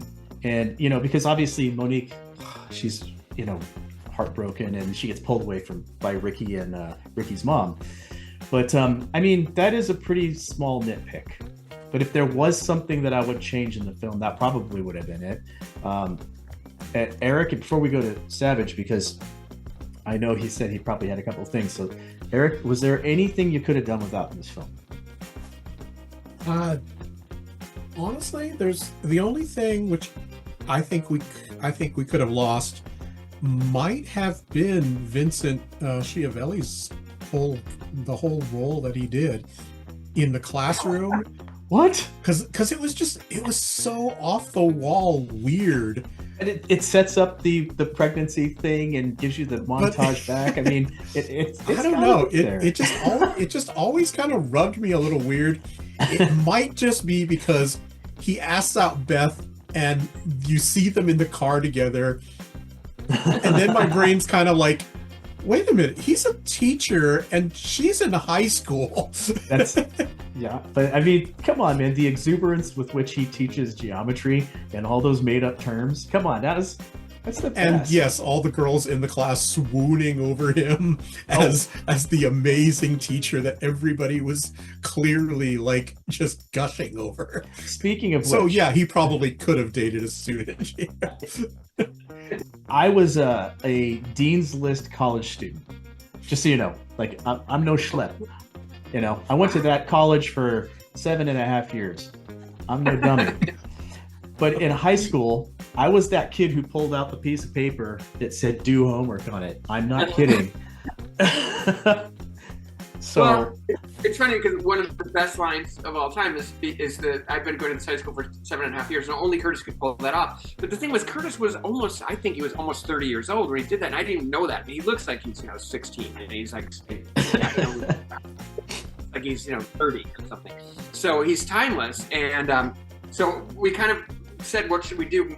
He said, like, I'm not a teenager, right? I'm like, well, no, I didn't really know that, but you were great. He said, well, we should do something to like make fun of it, if it comes out or something like that. So that's how that came up with the 7.5 years, which I love. And it sounds like something that was written for it, but it was made up on that day with Curtis. And I'm starting to think that Eric's point, I'm not gonna diss. It actually does. It does kind of make sense because, again, I kind of wrote that scene for Vince because I met him somewhere. And then, so it doesn't really, it was just another joke about someone asking out Elaine, if Elaine would mind, Beth thing. So I don't think you're far off by that, Eric. And I'm not insulted by that because it's probably my least favorite chunk there because of, for instance, the scene starts, I didn't know anything about, when you are like, you start a, it's so sad. I went to film school for 11.5 years. No, I didn't really, I'm just kidding. But, establishing shot. Like I didn't know anything about an establishing shot, right? So I didn't have a shot of the high school. So we went to these things you can buy. You can you can buy a shot. So the shot I bought was clearly from like the Brady Bunch thing. The high school there, which also might go back to no, that looks like it's more 60s and 70s. So I was gonna say maybe that's the look but it's not. Because that looks so different from the 80s look that the rest of the wardrobe was. So I hated that. And from that moment on, I kind of went, oh, this chunk here, and like, again, the trope of someone losing their virginity or something like that was kind of, again, I just tried to make it a jokey thing. I think I could have, if I could lift something, it might be that area. Although I do love when the people's hair is standing on end and stuff like that. Yes. And I love the way some of the shots work, like looking down on the, I don't know if you remember this, but the blackboard and, it's suddenly 20 feet tall. Yeah, and there's a lot of stylized stuff that as a new filmmaker, I was like, oh, this will look really cool. I can't wait to shoot this. But did I need this scene? I don't think Eric's far off. I mean, if I really had to, I think you're right. Good point, I guess. Nice job, Eric. Now, for me, that throwaway right there of the 20-foot blackboard, I mean, I've felt that way. You get called up to the board and you have to do a problem that you're ill prepared for. Because I was the guy with the gum in his paper and said, do homework. And again, tropes. Another thing was that the kids go to do something funny in high school, and they're proven to be kind of doofuses, and that was what that section is about. That Cusack can't even do homework right, Well, go ahead. What percentage? Because this is something that's interesting to me. Because I know films are shot out of sequence. I've worked on film crews. Eric has worked in the film industry as well, which makes me wonder. Because I watch this film and there's points, and I did have a Didja Catch That. There's a moment where Lane magically forgets that Monique already knows who Stalin is, because she's asking him why he tries to kill himself, et cetera, et cetera. He says, oh, there's this, it's just that she started to see this guy named Stalin. And I'm like, well, she knows who he is already. Why are you telling her who he is again? Right. And I feel like that's one of those moments where it was maybe out of sequence or something. And I actually have an answer for that. I think at that point, when she meets Stalin and he bullies Lane, she's pretending she can't speak English. I think up to, I believe, right? And then maybe not. Maybe I think she is. She does shake the Coke can, and after he says "Voulez-vous coucher avec moi ce soir," that part. Yeah. You know what? You're right. That's a good point. I never thought about that. Huh. I just thought it was because movies are shot out of sequence sometimes, and when they get put back together, stuff like that continuity-wise doesn't always somebody doesn't always notice it. And I was just thinking, oh, that must be why he's suddenly telling her about this person she's actually run into and had to fight, stop him from bullying Lane. So yeah, you could very well be right, because that scene, I'm asking you 40 years Yeah. later if you remember exactly how this thing was edited. It's like, believe me, it was like it was yesterday, because I remember that the things in the house we did was the garage, and then we went inside, and then we were at the garage, we were shooting the thing where my head pops up, and then we went in the garage to do the stuff with the car, and I'm working under it and all that stuff. So that's where that scene happened when she says that. So that's like on day 3. So you're very right. Like maybe that is what happened. We must have dropped the ball a little bit. Huh. Interesting. Well, hey, yay, I caught something cool. There's a lot of things I feel like I know every frame of that movie, and then every now and then, like that thing with my reflection in the garage door, I still can't get over that. I wish I wasn't. Sometimes I say, I wish I wasn't 13 when this film was made, because then I just would have loved to have been on the set with you. It'd have been great. Of course, I probably would have been just, carrying stuff to all the stars. Hey, Daniel, what's your 20? Oh, that's what my job was. I was like the lowliest of lowly production assistants on film. So, I didn't know enough people in Hollywood to get promoted up. those people become studio heads too. Believe me, it's like so cool that any job at a film set's like a family, and it's like really neat. People always, if you're nice and cool, people are very, very loyal, and so you did a great job, and you help people. Believe me. I could have been one of the paper boys in the shadows, following the. Little known secret. I was a paper boy. Oh. Steve Savage just wrote me, and he said, the things I'm afraid of is paper boys, and I'm like, okay, I'm not going to mention I'm a paper boy. Or I was. I was briefly, I didn't harass people for $2. I was afraid of the people I was bringing the papers to, Yeah. But we have two more things to kind of do, and this is interesting. And there are people who will die on this hill. And I know you didn't make this as a Christmas film, but it's got a lot of Christmas in it. And to me, it's when I think to put this on. And all of the Christmas elements are enough, especially when you compare it to some of the other things that people watch at this time of year that they claim are Christmas films that are much less of Christmas films than Better Off Dead. So I thought it might be interesting for us to do our top 5 list, and I discussed this with you over email, and you chose Christmas films.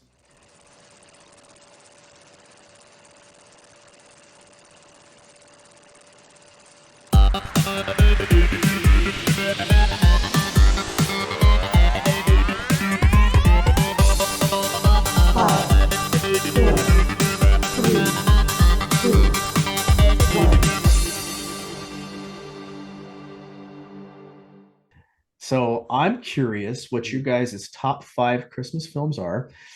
We do this thing every time we do this where I say, I'll give you guys the correct list. And then you can give me yours. And that's not mine. I stole that from Wes Chatham, who was in the show or the film or the TV series The Expanse. And he's got his own podcast. And that's one of the things he says, I'm going to give you my correct list, and then you guys can tell me yours. So I'll give you my top 5. And if anybody thinks this sounds familiar, it kind of does, because this was my top 5 when we did this episode, a top 5 Christmas episode, about 3-4 years ago. So number 5, and you spoke about this earlier, It's a Wonderful Life, 1946, Frank Capra, Jimmy Stewart. It's just an absolutely great film, and the fact that it's a tie-in to this I think is brilliant. Number 4. This is a tie between 2 films. I had to put them both at 4, so I kind of cheated. But the first one isn't necessarily a Christmas film again, and it's Edward Scissorhands, 1990, Tim Burton, Johnny Depp. I just think it's wonderful. It's got Vincent Price in it. I mean, I just love Vincent Price.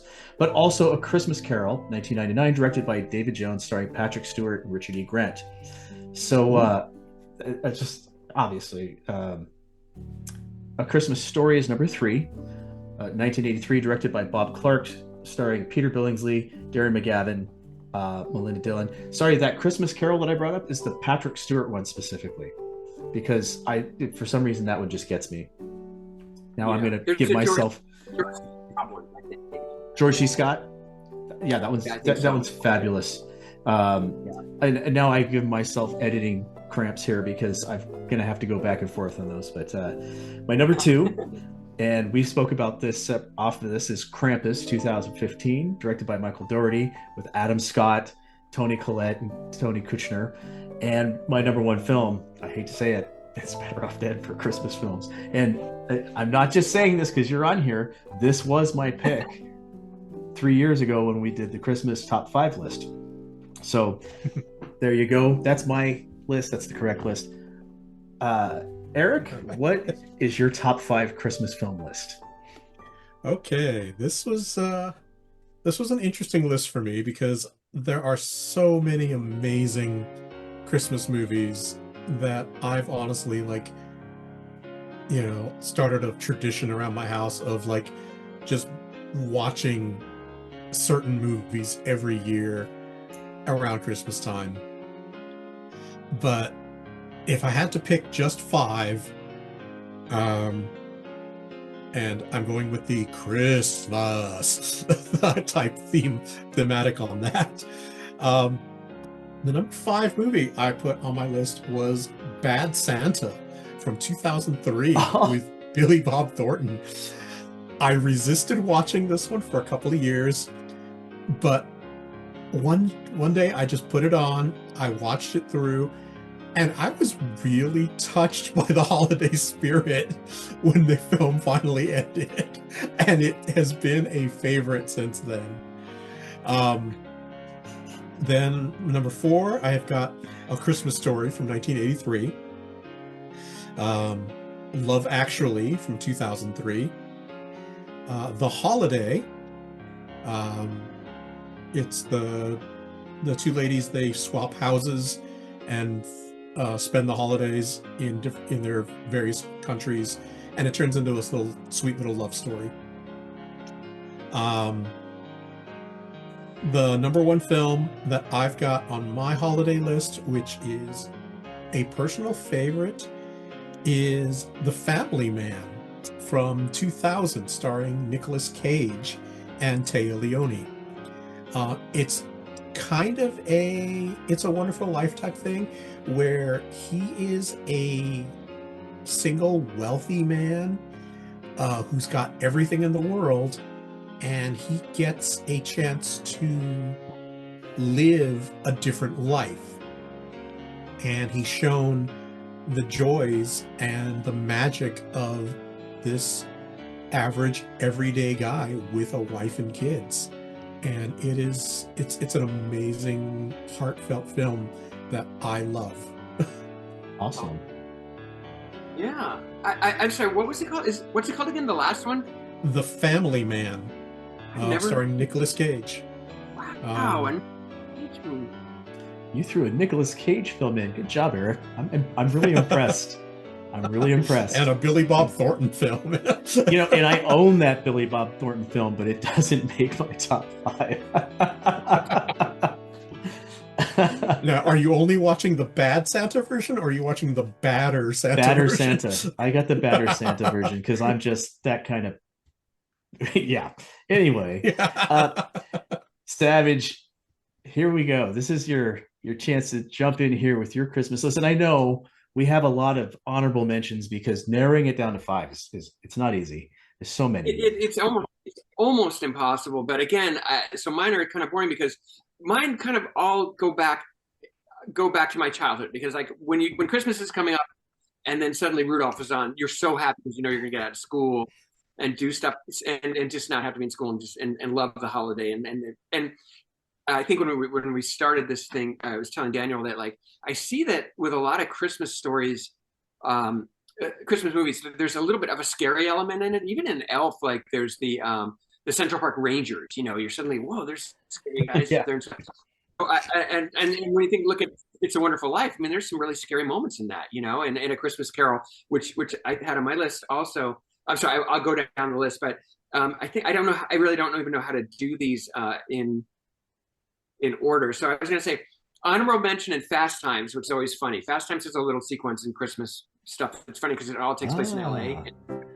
It's really funny. Nice.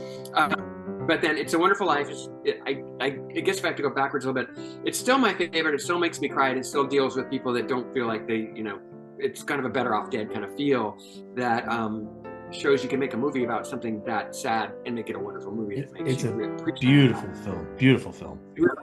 It's so great. And then, sadly enough, I still have to go for Charlie Brown Christmas because that little tree and Linus's speech and all that stuff breaks my heart every time. It's so cute and adorable, but it's very, very old and very dated, but it's still fantastic. And then Rudolph is great. Rudolph, again, with the scary stuff. When you're a little kid and you see Bumbles, that, giant Yeti thing that's pretty terrifying, And I love it. And it's for my first, 6 years of life, I was scared to death of it, even though I know it's going to end up being a nice, helpful monster in the end. And then I have A Christmas Story, which is neat because it was kind of more in the 80s, and it's kind of a newer, believe it or not, Christmas story.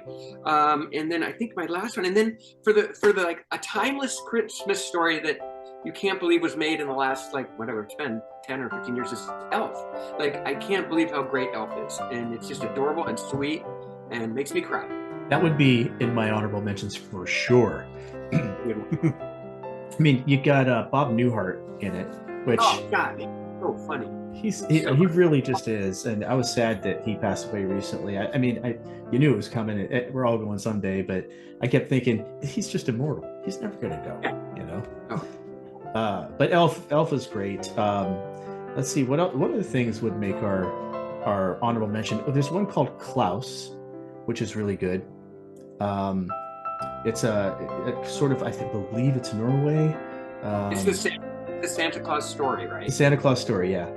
I think I saw it with my kids. It was great. Yeah, I mean, and it's just, I could be here for an hour listing off all the Christmas films that I think are really good, like Scrooged. Is really good. Mm-hmm. You brought up the Charlie Brown Christmas, which is absolutely wonderful. The music in it, na na na na na na, it's just it hits you right in the feels. But my first co-host, Ben, that was on his list as well. I think he'd be happy to know that's on yours. Good. Yeah. Jingle All the Way, Arnold Schwarzenegger. There's just so many good Christmas films. Right? He's in that. Yeah. Yeah, he's wearing the pink dinosaur outfit, and there's some pretty hilarious sequences in there with that. I don't know if you can see this, but I actually am wearing my only Better Off Dead shirt. It's the Lane Meyer Ski Academy. Come ski the K-12. That's so cool. I could read Lane Meyer there, and I was so proud. So thank you for wearing that. Awesome. Yeah, and to find out it's named after a real guy. That's really cool too. What were you saying, Eric?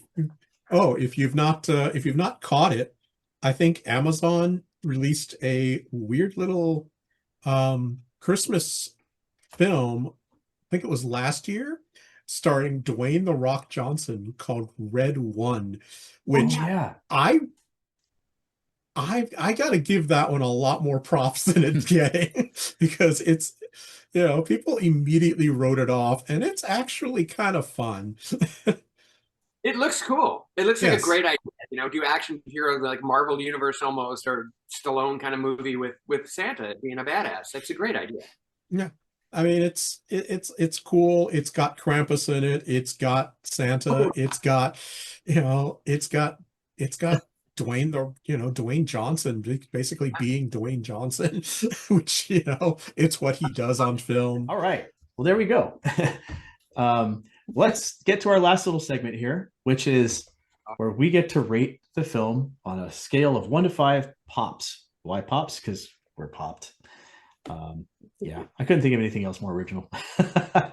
Anyway, I like it. Cue music. Not going to dance, Eric? Steve's dancing. All right, Savage. So what's that? Oh, no, I was just wondering. Go ahead. I was curious how you did it, but you're about to tell me. Sorry. Well, I cue this, I say cue the music, but in post I put in this funny disco music. It goes on while we talk about this stuff. And we used to, sit here and dance.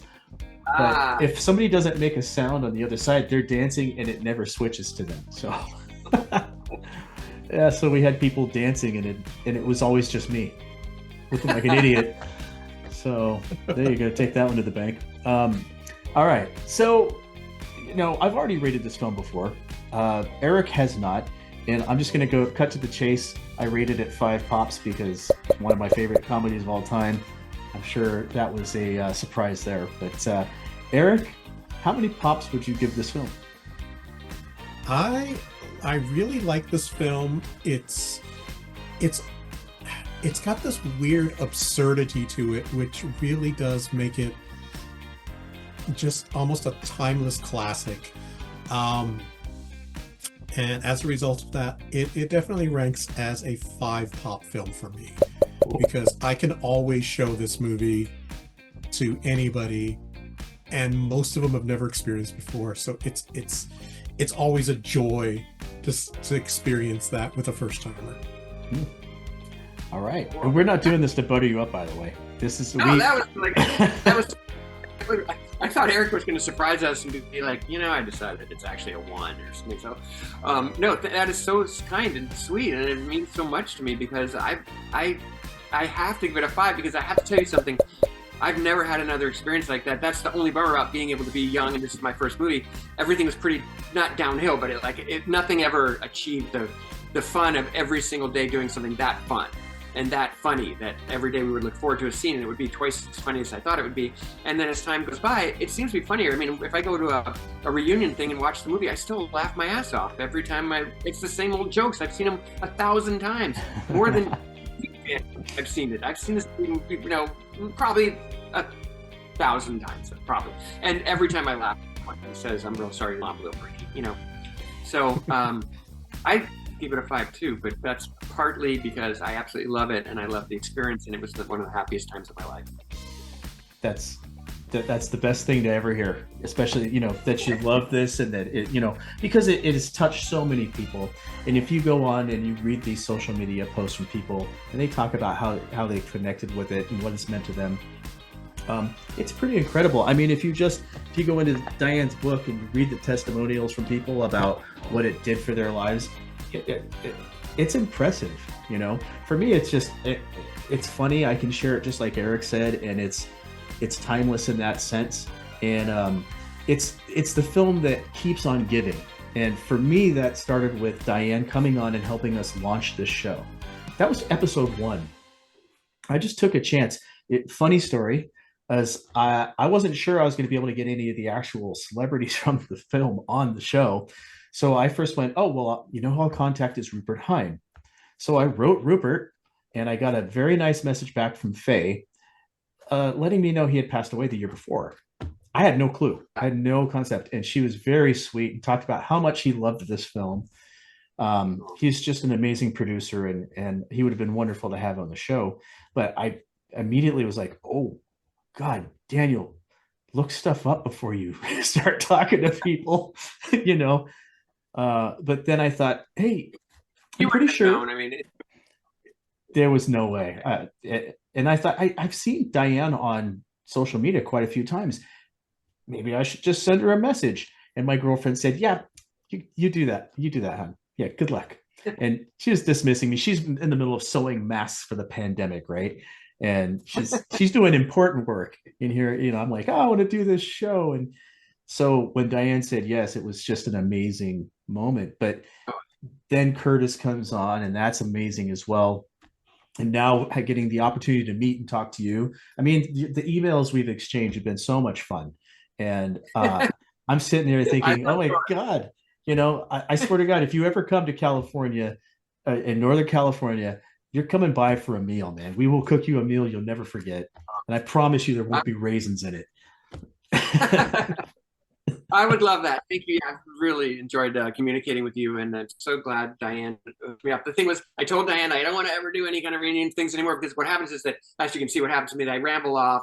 I've always got the actors are with me, and I'm always like, but no, I know another story, and I always interrupt everybody, and I'm like, I just don't want to do that anymore. But then Diane said, you got to meet these guys. They're so cool, and Curtis said you were cool, and so here we are, and I'm so delighted that I got to meet you. Thank you for supporting my movie and saying it's a 5 out of 5. That's really bitching. Well, it is a 5 out of 5. I'm actually the tougher critic than Eric is here, just to kind of set that record straight. I have a hard time giving films a 5 pop review, because there's oftentimes there's something about them that you could go, okay, well that didn't quite pan out. And even the kiss with Beth at the end, I don't think that's breaking. I don't think that breaks anything. I just think it's like, I just kind of go, oh man, why did he kiss her? But small potatoes. No, it did makes him a bad guy. It's funny. I'm going to be up all night worrying about that now, but it's okay. It's been 40 years. You are right. You are right. But I think the only thing I can say in my defense is that it had to be that moment that Diane, who, let's say, like you said, that maybe she is the star of the thing, that she suddenly loses. Oh, I know what the other part about that was. That was in the movie Last American Virgin. That's kind of what she did to the guy's heart. And so this was that being done to the character from Last American Virgin, seeing what it's like, And so that's not really what I was thinking at all, but I'm just kind of trying to make up excuses. But that's pretty good, my excuse. You know what? I'd buy that for $1. All right. Inspiring words from a man who knows how to ski. I was going to say, you said it's all downhill from here on one ski. Yeah. So, well, with that, we're going to wrap up our conversation here with Savage Steve Holland, and it has been an absolute pleasure having you on the show, and I can't wait to talk to you more. But as far as this show goes, I guess we're done with this conversation. We're going to give you your life back now. Oh, great. Well, the good news is what we can say to each other is Merry Christmas. That's true. Christmas. Merry Christmas. Merriest of Christmas. Christmas. Do you have Christmas in plans? So, all right. So, and with that, I guess we're off and we're leaving as well.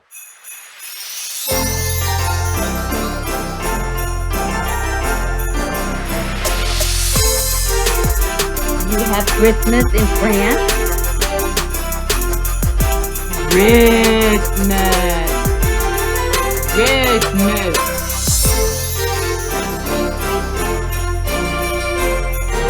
Since then, that beautiful car has slept in an auto cocoon on my front lawn. That's so stupid. You should not upset Mother. Your book on how to pick up trashy women came dead. What's a little boy like you doing a big boy nut like this? Looking really good today, buddy. Looking real good. All you got to do is go that way. Very fast. If something gets in your way, turn. You would be wise to do as Mother says, Lady Meyer. She only speaks French, or she doesn't speak imbecile. I want my $2. I've been going to this high school for 7.5 years. I'm no dummy. You must obey the proper speed limit. A car, not a toy.